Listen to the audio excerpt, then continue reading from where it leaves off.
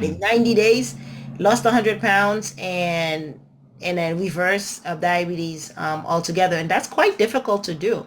What were some of the things that you guys partake in to start that? Well, the biggest thing that we did was we stopped eating. We utilized fasting. Fasting is such a powerful tool for, balancing hormones and really prompting the body to heal. Because the body, as you know, constantly moves towards that state of homeostasis. So we understand that the body wants to be balanced and healthy. I find that our food is like a roadblock a lot of times, or we should just say consumption. Mhm. What we consume tends to be a roadblock to the body doing what it naturally does. So I feel like Let's learn how our next guest get up, dress up, and show up on purpose. Enjoy the episode.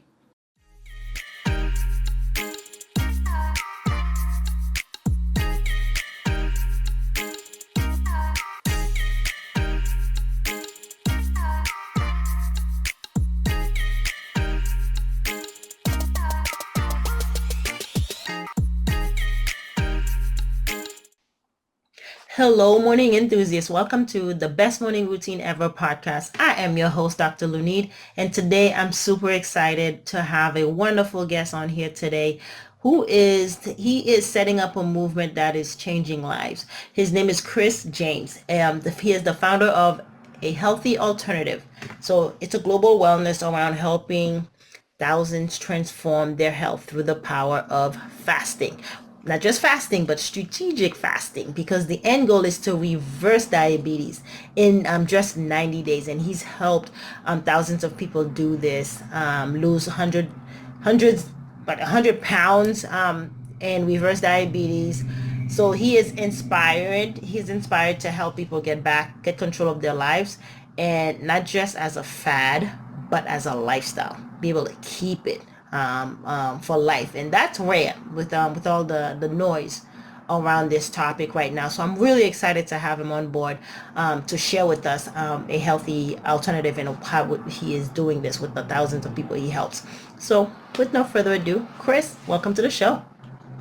Thank you so much for having me. I appreciate that. And you are so right when you talk about strategic fasting and lifestyle change and all of these things, because what's the point of losing a little weight or, reversing symptoms associated with something and then just going right back down that path later? I never saw the point of that. So yeah, we Yeah. want permanent change. Yes, absolutely. And that's what you provide. So here we love a hero's journey. I'd love to hear how you got started. I think you mentioned earlier that you had a friend that had diabetes and you wanted to help. So tell us why this topic is so dear to your heart and why you have been studying it so long. Well, I think anybody who's in the wellness space, doctors and people who help others typically come from a place of healing themselves. They needed to be healed. So I saw a lot of disease growing up. My grandfather on my dad's side actually ended up with diabetes early on in my life. I think I might have been like 6, 7 years old when this happened, and he ended up losing one of his legs, which impeded his mobility quite a bit. And then from there, because of his personality and the way he lived life, without being able to move around and do the things he did, he ended up passing away shortly thereafter. And that stuck with me. Fast forward a few years, I lost my grandfather on my mom's side, who was one of the men in my family that really taught me what it was to be a man. Some of those traditional gender roles and things, I didn't really get that training from my father. And so I had a lot of respect for my grandfather, and I would have loved to have been able to lean on his guidance later on in life. But when I was 13, he passed.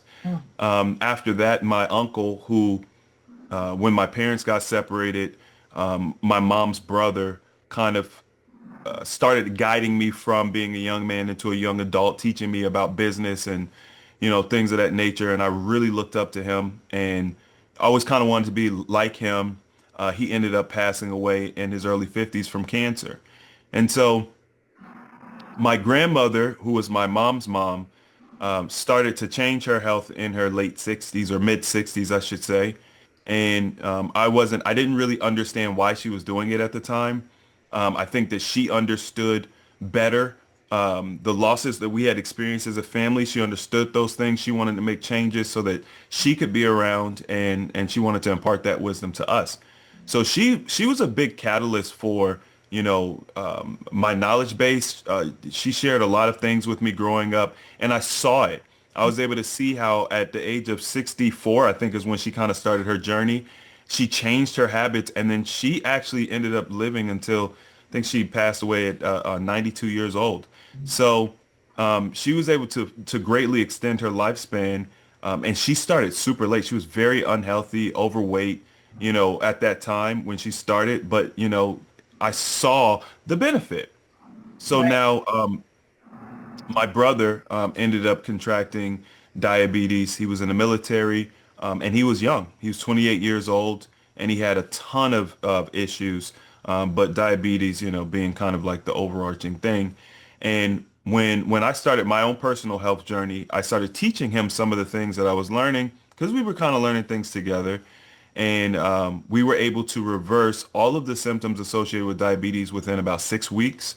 He lost 50 pounds and his life was forever changed from that experience. And so we felt like we needed to share that with other people. Yeah, that is the story is so personal, right? Because he saw it in your lineage, just like everyone just the history repeating itself almost. Mm. And you decided, all right, something has to be done. And you started with yourself. You said, I don't want to be one of those. I don't want to be that statistic.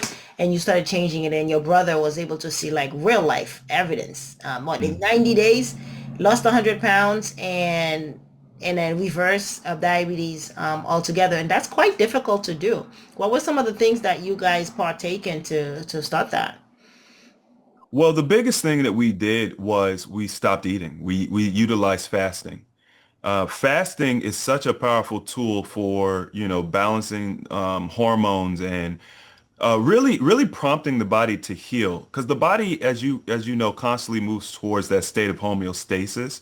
So we understand that the body wants to be balanced and healthy. I find that our food is like a roadblock a lot of times, or we should just say consumption. Mhm. What we consume tends to be a roadblock to the body doing what it naturally does. So I feel like fasting is touted as this magical therapy, but it's really just natural. It's natural. The body wants to stay healthy, and everything that you see the body do is okay, you stimulate the body in a certain way, and then the body does the best it can to deal with that stimulus or deal with that environment and maintain balance. So we just basically stopped eating, and we did a couple of different protocols early on. My brother specifically was doing what we call the 5-2, where he wouldn't eat for 5 days. He would just drink water, and then he would maybe have a little splash of juice a couple of times a day. And he did that for the mass majority of his healing journey. And then on the weekends, or 2 days a week, he would kind of eat whatever. And I like people to know that, because some people think, oh, you have to do this perfectly to get results. He was doing the juice and the water throughout the week for 5 days, and then on the weekends he would have Buffalo Wild Wings, or he might get a pizza. Now, we don't recommend that now. That was well over a decade ago. We were still learning a lot and developing as individuals. But the point is, you don't have to have the perfect diet to start this. If you're doing the right thing far more often than you're doing the wrong thing, your body will naturally take over and you're going to start healing. Mm-hmm. I love what you said. Do the right things more than the wrong things. And fasting, I understand, is after not eating for a while, you get into what do we call it? When your body starts feeding on the bad cells on itself. Autophagy. Yes. And then the hunger pangs are gone after about 72 hours or 3 days. Tom, let's talk about that so people know that this is feasible. You're not going to wither away. You're not going to faint and pass out. Don't be so alarmed. Right. So, yeah, most people fast for less than 3 days. If you fast for, 24 hours, you're going to start experiencing the hunger pangs. You're going to start experiencing the detox symptoms and the cravings. And you're going to be like, how can people do this for 3 days, 4 days, or a week? Well, it's because the body actually goes through different processes as time goes on. The first day is probably one of the well, my first days are always a little bit easier. I don't know why they've always been that way. Day one's always been easy for me, but for most people, it's a little bit more challenging. The body's gonna dump sugar, okay, and so that's not gonna make you feel good.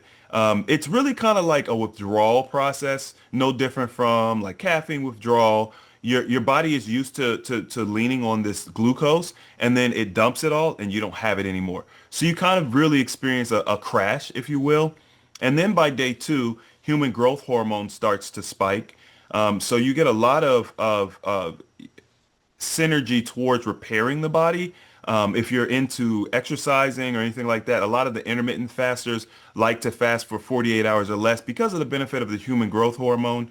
And then by day three, although autophagy starts, pretty much after about 16 hours or so, it depends on the body. But by day three, autophagy is fully ramped up. And so the body starts to break down those old mutated cells, those inefficient cells, and it recycles them. And the good stuff goes back to create a new cell that has better energy production. So if you have low energy, if you're always dragging, things of that nature, you probably could really benefit from a fast. Also, if you seem to eat food and you can't get energy, or if you eat food and you get really tired, you could probably benefit from a fast. But the body works in waves. So by the time let's say by day three, your body is actually using ketones for fuel versus sugar. Okay, and so now the burning of the ketones. The way I describe it is like it's a renewable energy source. The body actually works more efficiently on ketones, and the end result is it burns fat, which is absolutely beautiful. It's like you get a better fuel source. You burn fat, including that stubborn fat that Yeah. people tend to have really hard times getting rid of. You get to cleanse the body, and through that whole process, you get a renewing of the mind. And as the process goes on, it actually gets easier. So one of the terms that we say in our community is you want to build your fasting muscle, right? So no different from when you go to the gym to work out to lift weights. You don't start day one and try to lift 50 pounds or 100 pounds over your head. You might start with 5, 10, or 20 pounds. And then depend on where you are, you work out, you rest, and you start building that muscle. And then a month later, you could do 50 pounds and you've marked that progress. So no different from going to the gym and working your muscles. You want to massage your fasting muscle. You want to work it slow. You want to transition. You want to do things right. That way you can get permanent results, because if you jump out there and you try to lift 100 pounds over your head, maybe you could do it, but then maybe you injure yourself, Mhm. right? So it's the same thing with fasting. If you just jump off the deep end, maybe you're successful, but then maybe you injure yourself. And if that happens, you have a bad taste in your mouth when it comes to fasting, and you forget about the benefits of the tool. You just think, oh, that's not for me. So, Yeah, ketosis. Yeah, that's what I was looking into. When the ketones they're good for the brain because it's almost like protein for the brain. There's a sense of clarity mm, when you're fasting too, and so all the jittery, all the headache, all the fatigue, they start going away post mhm. those 3 days, and then you're in your groove. And then you start feeling alert and awake. And for me, fasting is amazing because of that mental aspect of it. Mhm. And I do know it's a total reset for the body, mind and body. It's total reset, all of it. Mhm. So it's quite fascinating. I see that a lot of people sometimes are terrified by it. And what do most people get wrong about fasting? Is it the jumping in, trying to do 50 pounds versus the 5 pounds you just mentioned? Oh my goodness, you nailed it. That is probably the greatest mistake people make, especially before brands like Mind existed, where we really did a deep dive on fasting. Because a lot of people, they talk about the safest, easiest, most popular type of fasting, intermittent fasting. Hey, you can eat every day. It's just you're going to eat between this window. I call that normal eating. And because we're so far from what's natural, yes, that eating normal tends to be a therapy or therapeutic to the body. But When you only do these short fasts, you don't really have insight into long-term fasting. And so what I started to learn was, the body has a rhythm. You've got the circadian rhythm. And one of the things the body likes to do is we think that the body will signal, hey, I'm hungry every single day, maybe 2 or 3 times or even 4 times a day. The body's going to signal like that's a natural part of the circadian rhythm. It's not. There's a certain period when the body likes to ingest food, process food, eliminate food, absorb food, etc. So understanding when the body likes to take in nutrition, understanding when the body likes to eliminate, these things help. And so what we always do is we do a 7-day preparation, no matter what type of fasting it is, to not only prepare the body but the mind for what's going to happen. And we learn this rhythm, this natural rhythm of the body. So for example, one of the biggest issues people have is if they say, okay, I'm gonna fast on Monday, Sunday night, they have their quote unquote last meal. Okay. And that just simply means they're going to pig out. They're going to eat their favorite stuff. They're going to eat whatever they want. They might eat more than what they would traditionally eat just because they know they're going to not eat for the next 2, 3 days. That is probably one of the most detrimental things you could do because you're going to cause the body, you're going to shock the body. You're going to go from one extreme to another. And then when you start fasting, you're going to have all of these problems. What's much better is to create a gradient. So what we say is first thing in the morning as you're prepping for a fast, skip breakfast. And what that simply means is the first 5 waking hours, just don't eat, right? Have water, maybe some fruit juice, and at the absolute most, a piece of juicy fruit. But other than that, don't eat anything. Allow your body to eliminate because first thing in the morning, that's what the body wants to do. And see, one of the big issues we have is when the body is trying to eliminate first thing in the morning, we're eating bacon, eggs, ham, sausage, bread, right? Fried food, and we're disrupting the elimination process. Now, 1 or 2 times, no big deal. But when you've done that for the past 20, 30 years, these micro traumas, they start to catch up to you. And so now your energy production goes down, the brain fog. I mean, fecal matter is literally building up in your system, right? So we stop eating first thing in the morning. We focus on hydration. Lubricate your system. Have a cup of water, maybe 16 ounces with lemon in it. And that will help to get your bowels moving. So let's assist the body in elimination first thing in the morning.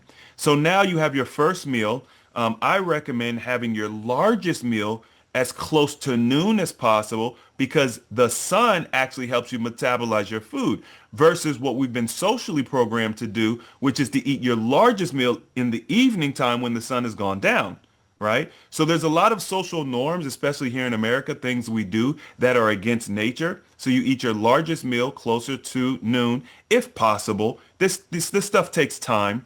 And then you eat a smaller meal in the evening. And then I usually recommend not eating anything before 8 p.m. So you go through this process of preparation, increase hydration. I usually recommend about 90 ounces of water per day, which for a lot of people, that's going to sound like a lot. I know a lot of people, they'll only drink maybe half a bottle of water a day. So this may be something you have to work up to, but once again, that's perfectly fine. Take your time, work up to it. The other thing we do in our prep phase is we focus on portion control. So when we do have our larger meal, we're going to reduce the density of the foods we eat and we're going to reduce the quantity. So if you typically eat a whole bunch of meat on your plate, you want to reduce that down to, about 6 ounces maybe per day, right? 6 ounces of meat per day. Increase the vegetables, increase the fruits. That way you get more water, more hydration, and you'll notice that your bowel movements will change through this process. And actually, people who do our 7-day prep, they usually lose anywhere from 6 to 12 pounds in 7 days just doing the prep. Wow. That's quite impressive. And a Yeah. lot of it is just, you're talking about just hydrating and working with the body because you're right, people do go without water a whole lot. And that's why a lot of people get migraines, skin problems, skin issues, irritability. Mm-hmm. Uh, The hangry.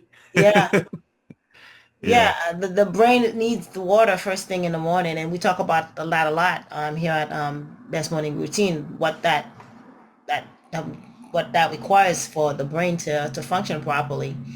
Hmm. What are some, I imagine you have to do a lot of mindset work as you have you prep people to take on fasting, even intermittent fasting. Tell us about the mindset shift that has to take place for this to really become a habit. Well, number one, as I think you mentioned earlier, let's approach this not like it's a crash diet or a fad. Let's approach this in a sense of lifestyle change. So you have a goal, you want to reverse the diabetes, you want to lose weight, whatever the goal is, and then there's these little baby steps you're going to take towards that goal. But the thing is, each baby step you take, make sure the step you take is a permanent one, right? So baby steps aren't sexy because people want to get results as quickly as possible. But when you make a permanent step forward, you don't have to worry about the yo-yo that inevitably happens with a lot of people's wellness journey. And so I say each day or each week, focus on a simple change you can make that you feel like this is sustainable. Okay. So as we move forward, we're going to be looking at sustainability. That's kind of our guiding light. It doesn't matter. So for example, I tell the story when I used to pump gas, go to the gas station once or twice a week. I would inevitably I would latch the pump so the gas is pumping and I'd head inside to the convenience store. Why? I just wanted to see what was in there. Maybe I'm hungry, maybe I'm not. It was a habit. I just simply always went inside the store. And inevitably, if you're going to put yourself in a convenience store, 9 times out of 10, you're going to come out with something, right?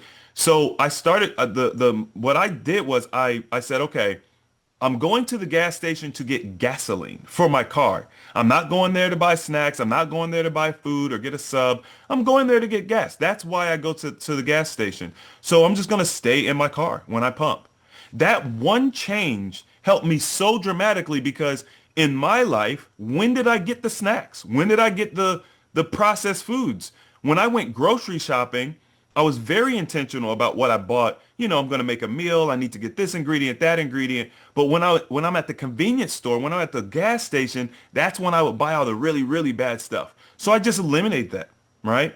So you want to go through your life, your daily habits. Where can you make very small changes? Another thing we teach is it's a process I call cleaning out your cabinet. So we do a lesson. We talk about processed foods, how detrimental they are, the different preservatives and stabilizers that go into food and how they affect the body. And then once we do that, we start to identify what foods are easy for the body to digest, what foods are hard to digest. Then we say, okay, now go into your cabinet, go into your refrigerator, and just simply start getting rid of the foods that we already have determined are not beneficial to our health, not beneficial to the goals we've put in place. And you don't have to throw the food away. You can donate it or you can give it to a friend or family member, or you can empower yourself and simply throw it away because it's not real food anyway. But the reality is we have to start doing some of these things to empower ourselves because if you think you're throwing away food, you're going to feel bad about it. But if you've done the research and you understand that's not even really food, that's what we might call food stuff, right? You put it in, fills you up, you feel okay, but then you crash. You're not getting the proper nutrition from it, so it makes you more hungry, or it's aiding your disease. Okay, and then the last thing I'll talk about is there's a game that I personally like to play, and I think it's important for people to play this game where as we're preparing for the fast, pretend as if today you're fasting, right? So earlier we talked about push your breakfast out, 5 hours or so after waking up. You can also push it further. Pretend like today is your fast and just simply go inward. Experience the hunger. Experience what you think is a hunger pain. Experience the chaotic thoughts. Analyze them. Don't run from it. Like actually, take a look at it. How do I feel? Why do I feel this way? Think about it. I haven't eaten since yesterday at 10 p.m. Why am I so irritable? Is that normal? Right? And you do this kind of mental exercise with yourself where you're like, okay, you know what? Let me just play this out. Let me just see what happens. What happens if I don't eat the rest of the day? How will I feel? What happens if I don't eat the rest of the day? And then when I wake up in the morning, how do I feel? Right? And you can actually start playing with the idea of fasting even though you're not fasting. And you can just kind of start pushing those limits mentally and see where your boundaries are because most people just simply they don't know that they're capable of fasting because they've never done it, right? So once you kind of start playing that mental gymnastics, you can kind of get familiar with the process, with the feeling. And you're like, you know what? It's not as bad as I thought it was. Also, the emotions that are coming up are not so terrible. Just acknowledging them sometimes is enough to help them float away. I like to call them, they're like popcorns, they just pop, pop, pop. But if you focus on each one of them, then that's when you go down rabbit holes. But yeah, some of us are just really terrified to sit with ourselves and the thoughts that arrive. Hmm. That makes it very challenging to do something like this or to go inward, as you say. Yeah. So I'm glad you shared that insights. Like, play with it, see what happens. You'll it's not as terrifying once you face it. If you think if it's not gonna be as scary as a lion, just imagine it's a cat, it's a kitty cat. Mm-hmm. Yeah, I find that people have a very hard time being with themselves. So you make a very good point there. When you're in the car driving, are you listening to music? Are you listening to a podcast? Or do you spend that time to kind of go inward and really get to know yourself? I find that people try to they try to distract themselves with music and entertainment because they fear their thoughts, they fear what's on the inside, and we can never run from ourselves. So this is a good opportunity to begin facing those fears, like you said. Just you're a beautifully and wonderfully made creation, and there's nothing to fear. Even the quote unquote side of ourselves is there for our benefit if we allow it to be. You know. I agree 100%. It's here to serve us, and running away from it is not a service because we never really learn to heal these parts of ourselves that we can alchemize and make them and turn them into light and make them more powerful uh, Yeah. than they appear to be. So 100% agree with you. And for some of us, we crave the solitude, the alone time, right? Because we see the power, we know what can power that arrives from there. I want to talk real quick about morning routines. How do you get up, dress up, and show up, and how do you help your clients do so? Okay, so my actual morning routine is the first thing that I do before I actually wake up and start moving around. It's that moment where you wake up and you realize, okay, I'm awake. I just sit. I sit with myself for a moment. Um, you're transitioning from dream state to, reality. And I think that because our lives are so fast, we jerk our body from a very relaxed dream state almost straight into chaotic mode. Just imagine waking up to an alarm. Maybe you've pushed the snooze button a couple of times and you're late. And so we just start our day off chaotic. One of the first things I learned to do was to slow it all down. Allow your body, it's no different from when a baby is being born into this world for the first time and they take time and they're learning how to breathe and they're getting the blood circulating and they're learning to open their eyes and they're really getting used to light and all of these different things. It's almost like each morning it's a rebirth and you need to allow yourself that time to you're back in reality. Okay, so that's the first thing. You could use that time to think about your dreams. That's what I do. I think about my dreams. It's just a mental exercise I like to do. um, I don't necessarily try to interpret them, but it was significant for me to start dreaming again because for maybe 20 years of my life, I wasn't dreaming. And when I started to improve my health and wellness, I started dreaming again. So I just analyze the dreams a little bit and just think about them.